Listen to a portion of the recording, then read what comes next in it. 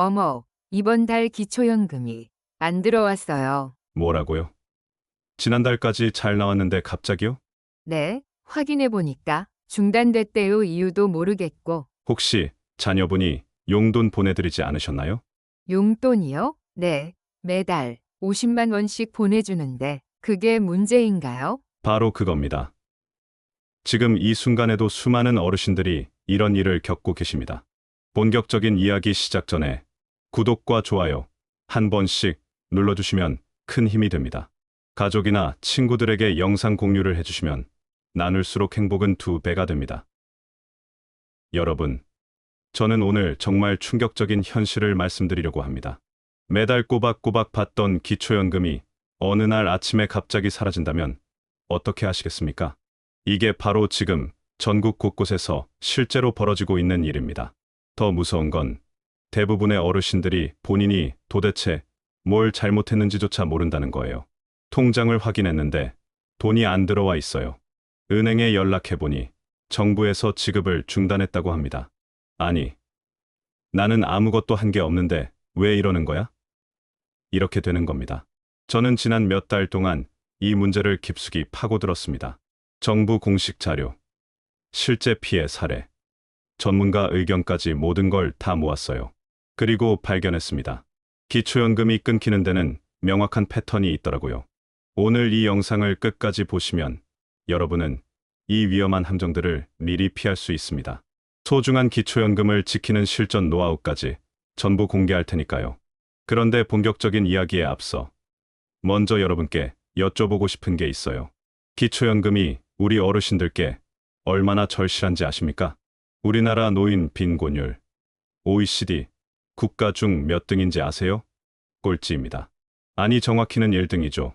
불명예스럽게도 66세 이상 인구의 무려 40.4%가 빈곤 상태에 있습니다. OECD 평균이 14% 정도인데 우리는 거의 3배나 높아요. 더 충격적인 건 나이가 들수록 상황이 악화된다는 겁니다. 76세 이상 후기 노령층은 52%, 그러니까 절반 이상이 빈곤 상태예요. 주변에 계신 어르신 2분 중 1분이 가난하다는 얘기입니다. 이게 2025년 대한민국의 현실입니다. 국민연금이든 뭐든 간에 모든 연금을 다 합쳐도 평균적으로 한 달에 86만 원 정도 받으십니다. 그런데 국민연금 연구원 조사에 따르면 혼자 사시는 어르신이 최소한으로 생활하려면 한 달에 136만 원이 필요하대요. 50만 원이 부족합니다. 매달 말이죠. 그러니까 기초연금 최대 34만 3천 원. 이게 단순히 용돈 개념이 아니에요. 생존의 문제입니다. 이 돈이 없으면 밥을 제대로 못 먹고 병원에 못 가고 겨울에 난방을 못 틀 수도 있어요. 이렇게 절박한 기초연금이 갑자기 끊긴다. 이건 정말 심각한 문제 아닙니까? 그럼 이제 본격적으로 들어가 보겠습니다. 기초연금. 도대체 누가 받을 수 있는 걸까요? 만 65세 이상이시고 소득 하위 70%에 해당되시면 받으실 수 있습니다.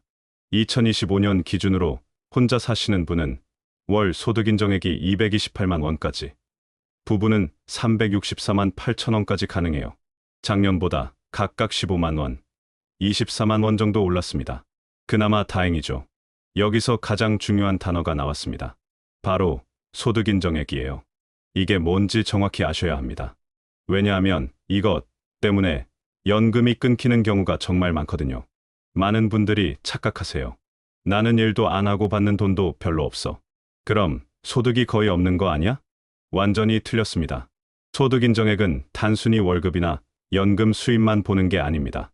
여러분이 가지고 계신 모든 재산을 다 들여다봐요. 살고 계신 집, 가지고 계신 땅, 통장에 있는 예금, 적금, 주식까지 전부 다요.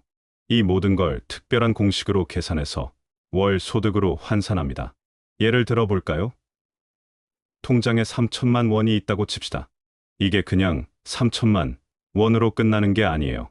이걸 연 4% 정도의 이자율로 계산해서 매달 얼마의 소득이 발생한다고 보는 거예요. 3천만 원이면 대략 월 10만 원 정도가 소득으로 잡힙니다. 실제로 이자를 받든 안 받든 상관없어요. 무조건 소득으로 계산돼요. 집도 마찬가지입니다. 3억짜리 아파트에 사신다.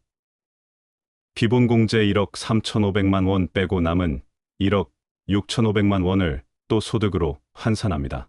그럼 여기서 또 월 55만 원 정도가 소득으로 잡혀요.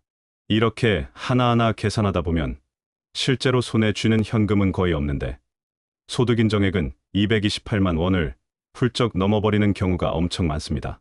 억울하죠? 그래서 공제라는 제도가 있습니다. 일을 해서 버는 근로소득은 월 110만 원을 기본으로 빼줍니다. 거기에다 남은 금액의 30%를 추가로 깎아줘요. 그러니까 월 200만 원을 벌어도 실제 계산에는 63만 원 정도만 반영되는 거죠. 상당히 큰 혜택입니다. 이것 때문에 일을 하시면서도 기초연금을 받으실 수 있는 분들이 많아요. 재산 공제도 있습니다.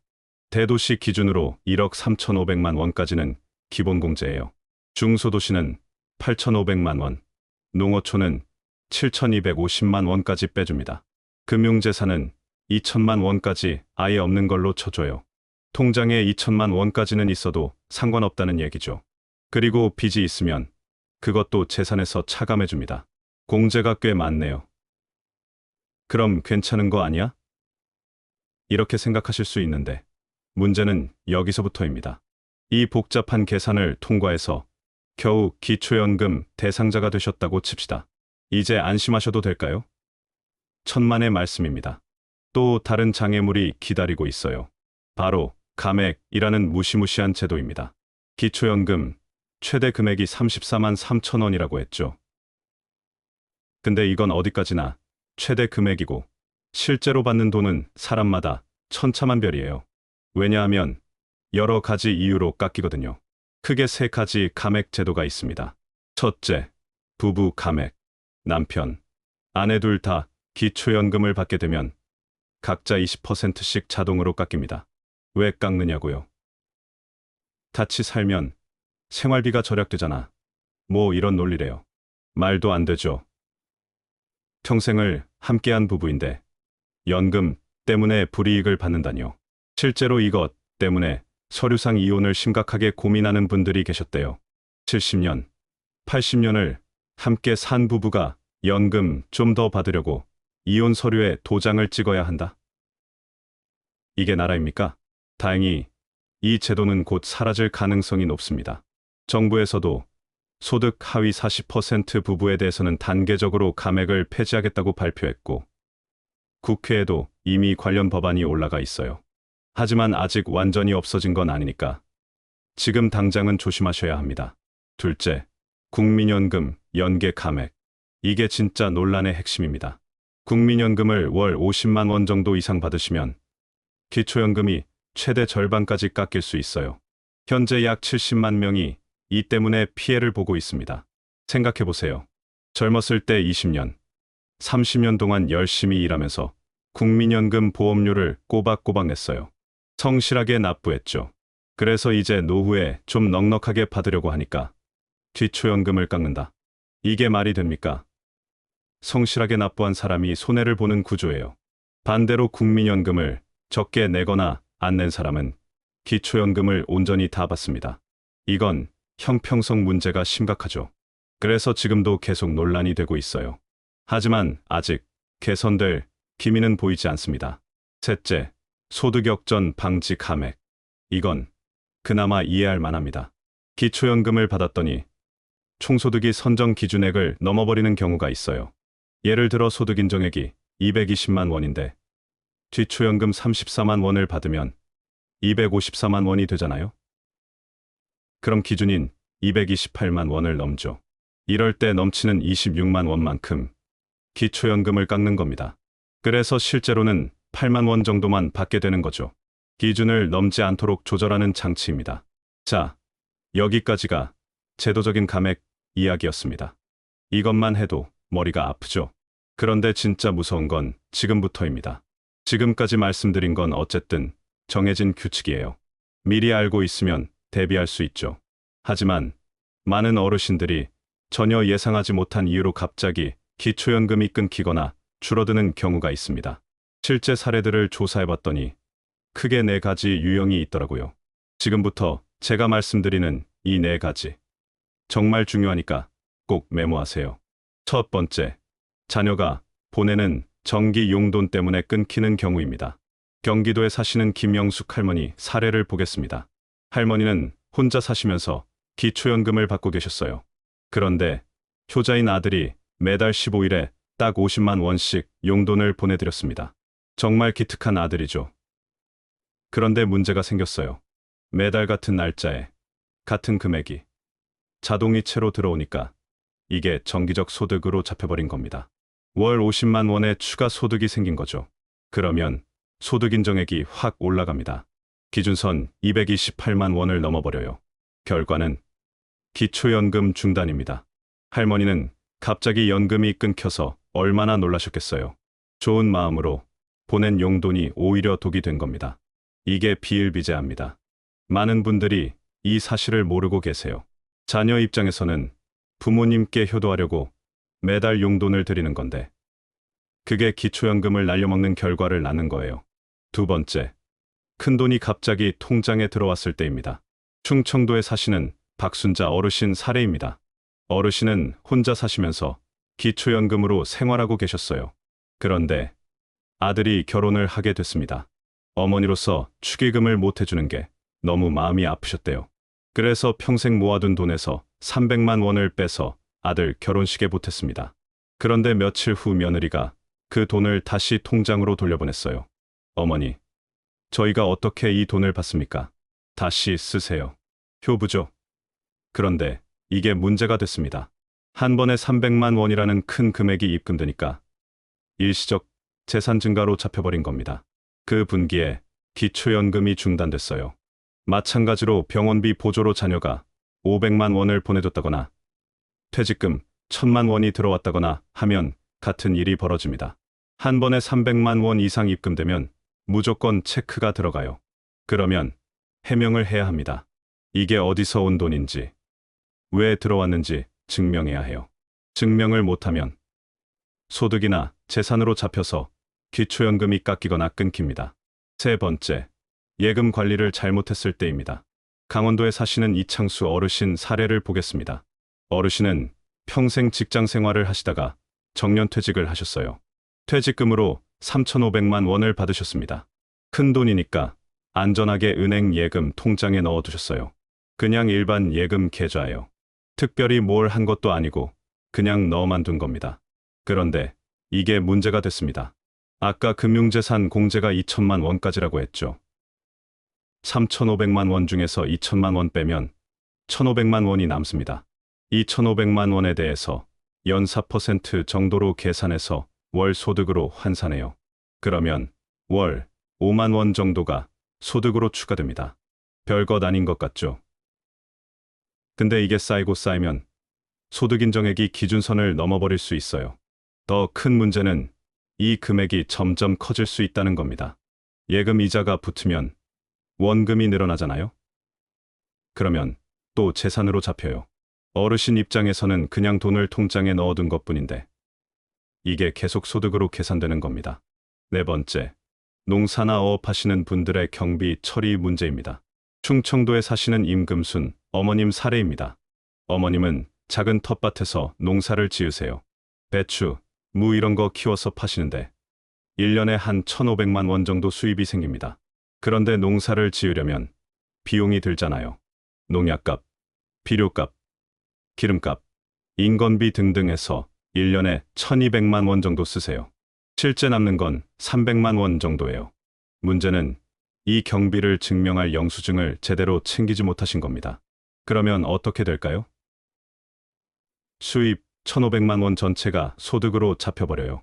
1,200만 원을 썼다는 걸 증명 못하니까 그냥 다 소득이라고 보는 거죠. 월로 나누면 125만 원입니다. 이게 소득 인정액에 들어가면 기준을 훌쩍 넘어버려요. 기초연금 탈락입니다. 실제로는 300만 원, 월 25만 원밖에 안 남는데 125만 원으로 계산되니 억울하죠. 어업하시는 분들도 마찬가지예요. 그물값, 기름값, 배 수리비 이런 거 영수증 안 챙기면 다 손해봅니다.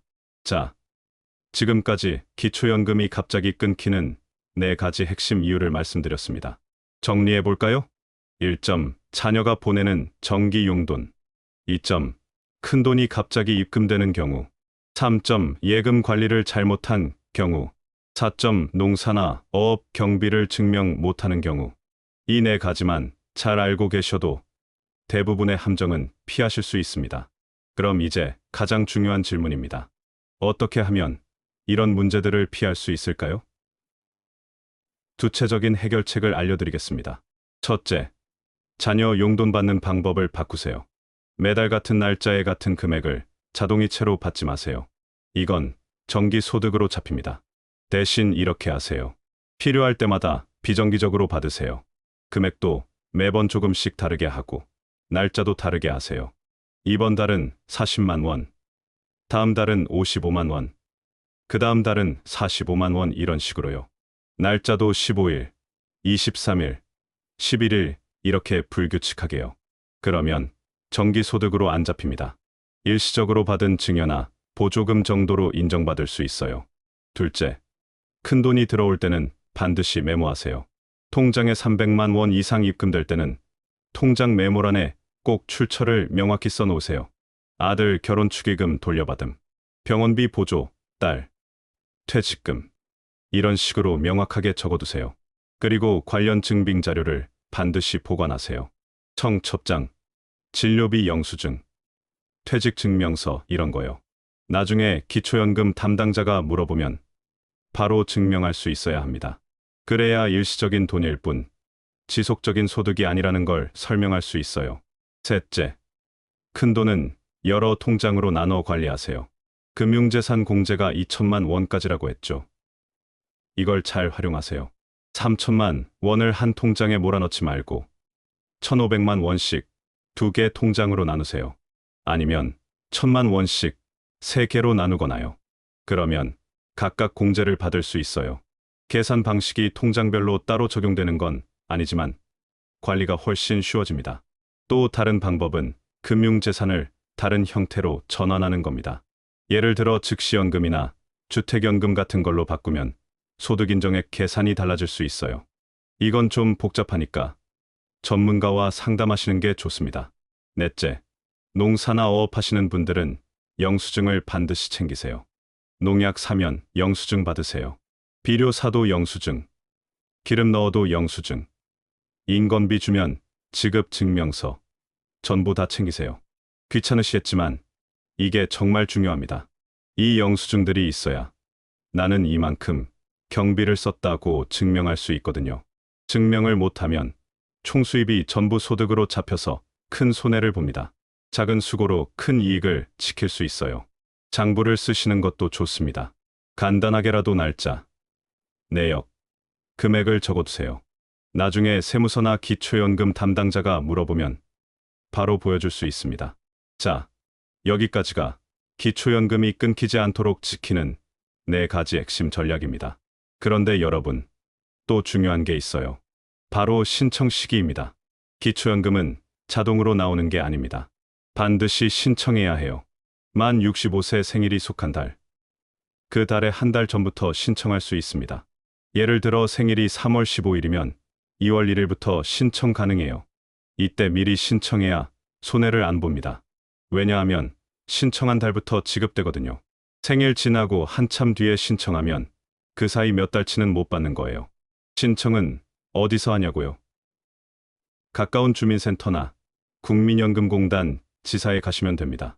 직접 가시기 어려우면 인터넷으로도 할 수 있어요. 복지로 웹사이트에 접속하셔서 온라인 신청하시면 됩니다. 몸이 불편하신 분들은 국번 없이 1355번으로 전화하세요. 찾아가는 서비스를 신청하면 담당자가 직접 집으로 방문해서 도와드립니다. 그리고 혹시 한번 신청했다가 탈락하셨더라도 절대 포기하지 마세요. 수급 희망 이력 관리라는 걸 신청해 두시면 나중에 기준이 바뀌거나 본인 상황이 변해서 대상이 될 것 같으면 정부에서 먼저 연락을 준답니다. 한 번 떨어졌다고 영원히 끝이 아니에요. 계속 기회는 있습니다. 실제로 지금 국민연금연구원에서 기초연금 선정 기준이 적절한지 전면적으로 재검토하고 있다는 소식도 있어요. 연구 결과에 따라서 앞으로 소득인정액 계산 방식이나 공제 기준이 또 바뀔 수 있습니다. 그러면 당연히 연금 받을 자격에도 변화가 생기겠죠. 그러니까, 나는 안 될 거야 하고 미리 포기하지 마시고 꾸준히 관련 정보를 확인하시고 재신청 기회를 살펴보시는 게 정말 중요합니다. 특히 소득이나 재산 공제 기준이 현실에 맞게 조정된다면 예전에 아슬아슬하게 탈락했던 분들한테는 분명히 새로운 기회가 생길 수 있습니다. 자, 그럼 오늘 이야기를 정리해 보겠습니다. 기초연금은 우리 어르신들의 생존과 직결된 정말 중요한 제도입니다.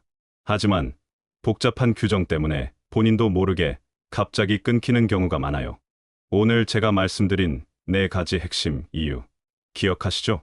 첫째, 자녀가 보내는 정기 용돈. 둘째, 큰돈이 갑자기 입금되는 경우. 셋째, 예금 관리를 잘못한 경우. 넷째, 농사나 어업 경비를 증명 못하는 경우. 이 4가지만 잘 관리하셔도 대부분의 위험은 피하실 수 있습니다. 그리고 해결책도 명확합니다. 용돈은 비정기적으로 금액을 다르게 받으시고 큰돈 들어올 땐 반드시 메모와 증빙 자료 챙기시고 예금은 여러 통장으로 나눠 관리하시고 농사나 어업 경비는 영수증 꼭 챙기세요. 이것만 잘 지키시면 소중한 기초연금을 안전하게 지키실 수 있습니다. 마지막으로 한 가지만 더 말씀드릴게요. 이 영상을 보시는 분들 중에는 젊은 분들도 계실 겁니다. 나는 아직 멀었는데? 하실 수도 있어요. 하지만 이 정보는 여러분의 부모님께 꼭 필요한 내용입니다. 오늘 배운 내용을 부모님께 꼭 알려드리세요. 특히 자녀 용돈 때문에 기초연금이 끊길 수 있다는 것 꼭 말씀드리시고 용돈 보내는 방법을 바꿔드세요. 작은 관심과 주의로 부모님의 노후를 훨씬 더 안정적으로 만들어 드릴 수 있습니다. 그리고 제도는 계속 변합니다. 오늘 제가 말씀드린 내용도 시간이 지나면 또 바뀔 수 있어요. 그러니까 항상 최신 정보를 확인하시고 궁금한 점이 있으면 주민센터나 국민연금공단에 문의하세요. 여러분의 소중한 권리 절대 놓치지 마시기 바랍니다. 오늘 영상이 도움이 되셨다면 구독과 좋아요 꼭 부탁드립니다. 가족, 친구들과 공유해 주시면 더 많은 분들이 기초연금을 지킬 수 있습니다. 여러분의 노후가 더 안정되고 행복하기를 진심으로 바랍니다. 감사합니다.